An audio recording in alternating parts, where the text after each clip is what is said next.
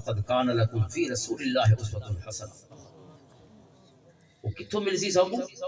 ان دینی اداروں کو مل سی جتا قرآن پڑھایا ویندا پی جتا حدیث پڑھائی ویندی پئی جتا آقا کریم علیہ الصلوۃ والسلام دے علوم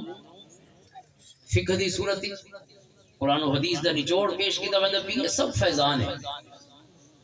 اور او خوش قسمت لوگ ہیں خوش بخت گھرانے ہیں خانقاہاں ہیں کہ جو رب کائنات نے اس حقیقی خدمت دا فیض عطا فرمایا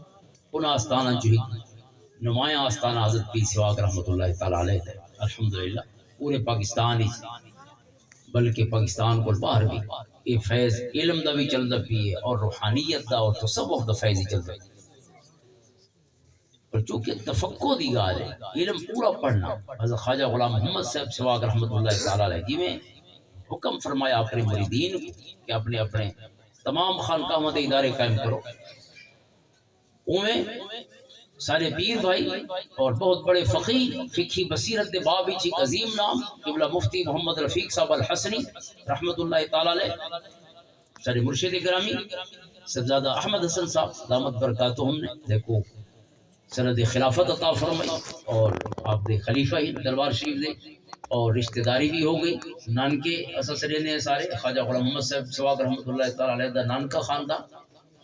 وہ فرمائیں کہ اسا میں اور میرے کزن مولانا محمد نواز صاحب الحسنی دامت برکاتہم اصل ہوئے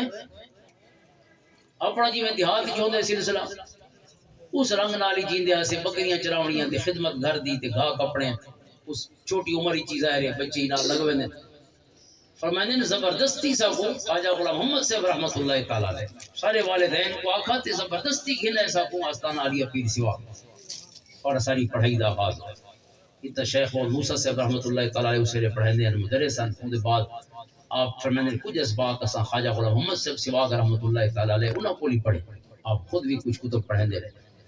اس دے بعد مختلف ادارہ چ بننا آبدا انوار العلوم ملتان وچ پڑھنا مخزن العلوم وچ پڑھنا بعد استاد الکل حضرت عطا محمد بندیالوی رحمۃ اللہ تعالی علیہ کی خدمت وچ پہنچنا شیخ الحدیث محمد اشرف سیالوی صاحب رحمۃ اللہ تعالی علیہ کو سلام والی پڑھدا رہنا یا خواجہ آباد شریف خواجہ غلام محمد صاحب سیالوی توسوی رحمۃ اللہ تعالی علیہ انہاں کو پڑھے اور اتا خواجہ صوفی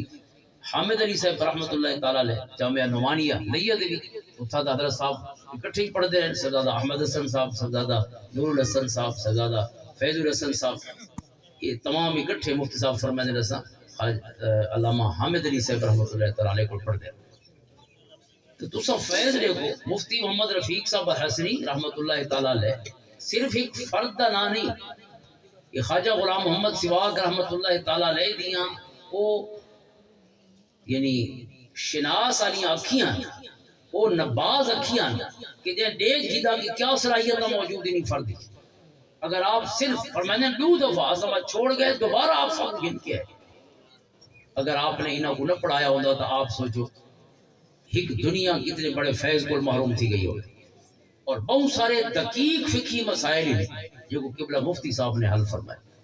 میں برکت و سلوت رہے مسئلے سہنا اور بڑی اگر ڈٹھا وجہ جدید دور دے وچ مشکلہ پیش آنے انہوں نے حل دے باب وچ آپ نے بڑا مختلف موضوعات تے کم کیتے خصوصاً یہ کم ضروری ہی نماز روزہ حج زکات انہاں تریہاں یعنی اہم ترین موضوعات دے آپ دی کتاباں ہیں اور او دقیق یا اس دور دے جڑے چیلنجنگ مسائل ہیں آپ نے انہاں دا حل پیش فرمائی نماز دے متعلق چھوٹی جائیں کتابیں لیکن ہر امام کو پڑھنی چاہیے آپ نے اسی بڑیاں چونکہ صاحب مشاہدہ شخصاً مفتی وہ بن دے جیرا صرف